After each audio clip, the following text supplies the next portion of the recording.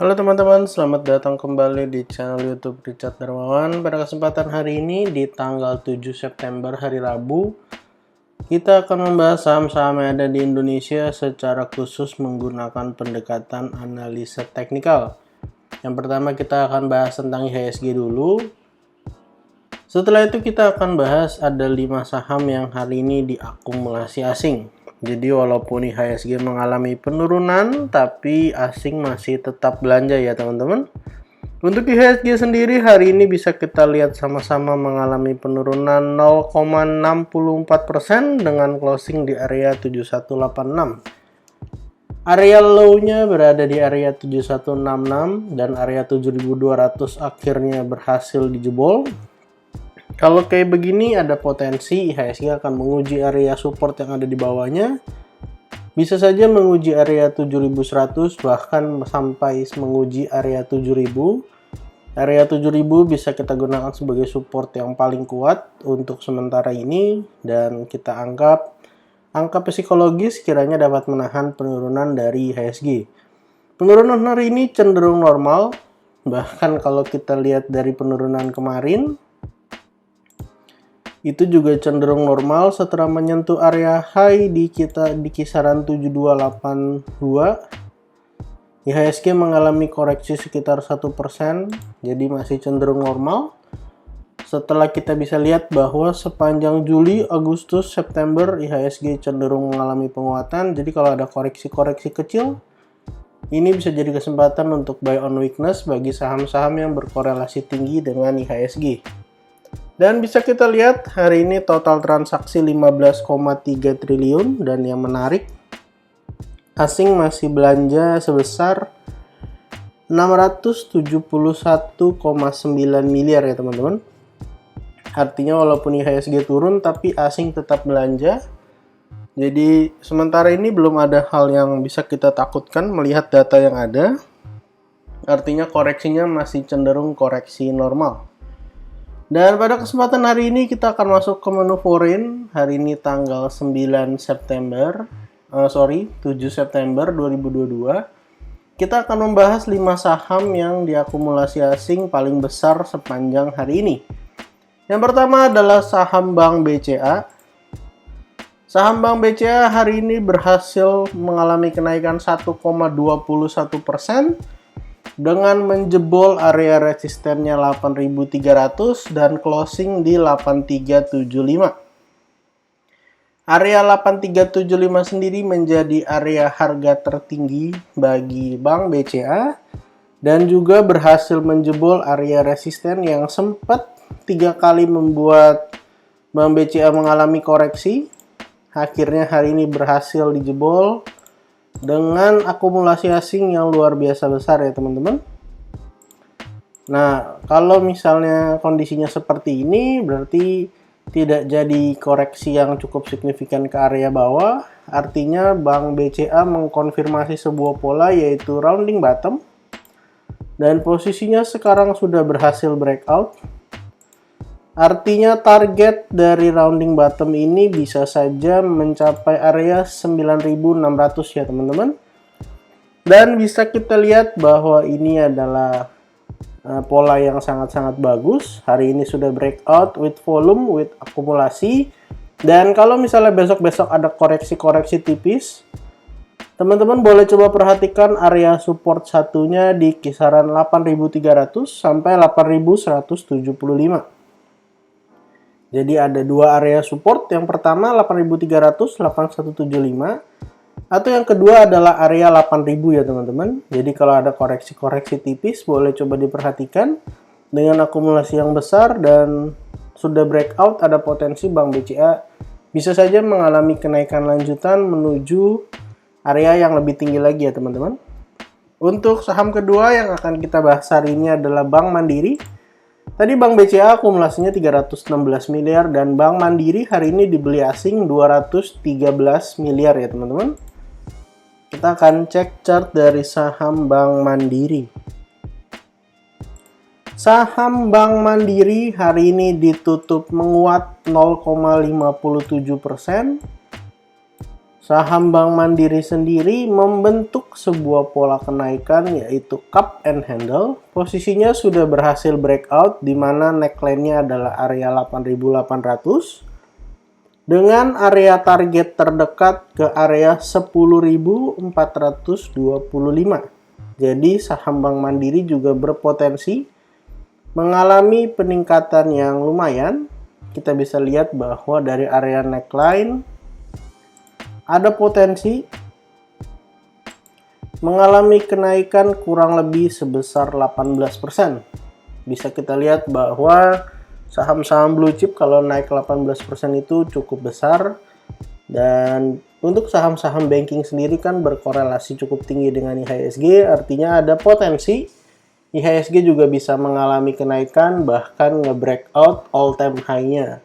Untuk area support terdekat dari saham Bank Mandiri ada di area 8.800 sampai 8.625 dan untuk area support duanya ada di area 8.500 sampai 8.300. Jadi silahkan teman-teman perhatikan kira-kira apakah Bank Mandiri akan menguji support dulu atau melanjutkan kenaikannya. Resisten terdekat ada di 9.075 dan ada potensi untuk membuat pola lanjutan, bisa saja rounding bottom atau bisa saja mengalami koreksi dulu setelah menyentuh area 9.075. Saham ketiga yang akan kita bahas pada kesempatan hari ini adalah Adaro. Adaro dibeli asing sebesar 101 miliar. Kita akan lihat chart dari saham Adaro. Adaro sendiri sudah berhasil mencetak harga tertingginya kurang lebih di kisaran 4.170 atau 4.160, di mana Adaro sendiri sudah berhasil menyelesaikan kenaikan daripada cup and handle-nya.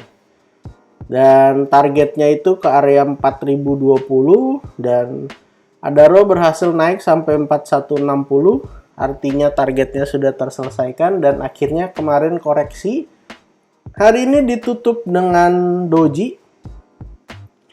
Doji di area 4020 di mana presentasinya mengalami penurunan. Dan kalau kita lihat sebenarnya Adaro ini membuat sebuah pola lanjutan yaitu rounding bottom. Kita akan hapus dulu untuk area targetnya. Rounding bottomnya itu kurang lebih seperti ini gambarnya. Posisinya juga sudah breakout. Breakout yang kita bisa lihat di sini volume-volumenya besar-besar. Artinya breakoutnya cukup valid. Dan untuk target daripada rounding bottomnya ada potensi menguji area yang lebih tinggi lagi, yaitu kurang lebih ke kisaran area 4.770. Jadi untuk teman-teman bisa perhatikan area support terdekat. Kalau misalnya saham Adaro ini mengalami koreksi, yaitu support satunya di area 3710 sampai 3600, ataupun area support duanya bisa saja menguji area 3370 sampai area 3320. Untuk saham Adaro jelas penurunan-penurunan yang ada harus bisa kita gunakan untuk bisa buy on weakness karena ada potensi bahwa saham Adaro ini akan kembali mengalami kenaikan lanjutan. Untuk area support 1 di 3710 sendiri sebenarnya bertepatan dengan area golden ratio Fibonacci, di mana area ini adalah area golden ratio 38,2. Jadi artinya kalau ada potensi mengalami penurunan bisa saja tertahan di area golden rasionya ya teman-teman. Jadi silakan diperhatikan area support yang ada untuk saham Adaro. Saham keempat yang akan kita bahas hari ini adalah ASI. Saham ASI hari ini diborong asing 80 miliar. Saham ASI sendiri hari ini terkoreksi ya. Terkoreksi lumayan. Terkoreksi sebesar 3,62%. Hal yang menarik adalah hari ini volumenya besar. Volume penurunan, tapi volume penurunannya ternyata ada akumulasi dari asing. Dan saat ini posisinya ada di area support 2 di area 6.700 sampai 6.600. Saham ASI sendiri memang bisa kita lihat bahwa mengalami kesulitan ketika berusaha menembus area 7.000. Kita bisa lihat bahwa sudah sideways di area 7.000 itu lumayan lama. Kita akan lihat dari tanggal berapa ini. Kurang lebih sekitar 20-an hari ya teman-teman. 22 hari sudah sideways di area 7.000 dan akhirnya gagal breakout dan mengalami koreksi. Tapi koreksinya masih ada akumulasi dari asing dan sekaligus selain daerah support, ada juga area trendline yang sempat ditembus. Jadi ada potensi retest juga dari area trendline. Silahkan ditunggu pada beberapa hari ke depan dapatkah saham ASI bertahan di area supportnya 6.700-6.600, lalu kemudian bisa saja mengalami kenaikan lanjutan. Saham terakhir yang akan kita bahas pada kesempatan hari ini adalah Telkom. Hari ini asing beli saham Telkom 70,4 miliar. Kita akan buka chart dari saham Telkom. Saham Telkom pada perdagangan hari ini ditutup melemah 0,44%, volumenya nggak terlalu besar, tapi asing masih akumulasi.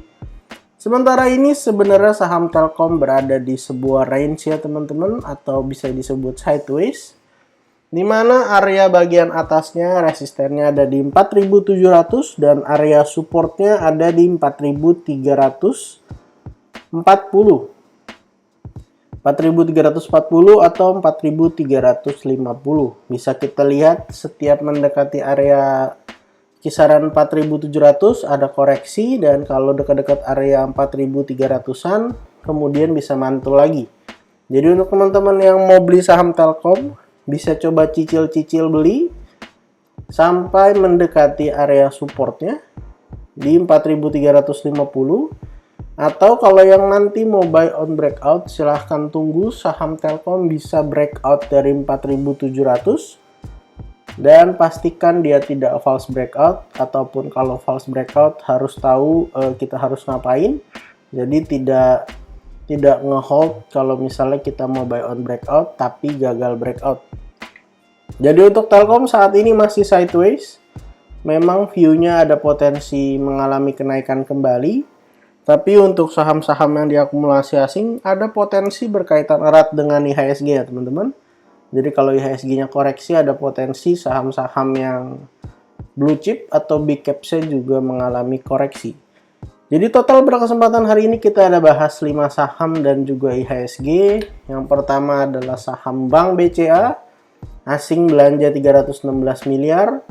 Saham Bank Mandiri, asing belanja 213,8 miliar. Saham Adaro, asing belanja 101,9 miliar. Saham ASI, asing belanja 80M. Dan yang terakhir, saham Telkom, di mana asing belanja 70 miliar. Disclaimer on, untuk semua saham yang saya sebutkan pada kesempatan hari ini bukan ajakan menjual atau membeli, bukan juga rekomendasi. Silahkan dilakukan analisa ulang. Kalau ternyata tidak sesuai dengan analisa teman-teman, silahkan di skip dan cari saham lainnya. Jangan lupa untuk support channel ini dengan cara like, comment, share, dan juga subscribe. Jangan lupa untuk follow akun Instagram saya, karena di sana kita akan banyak bahas tentang saham dan technical analisa lainnya.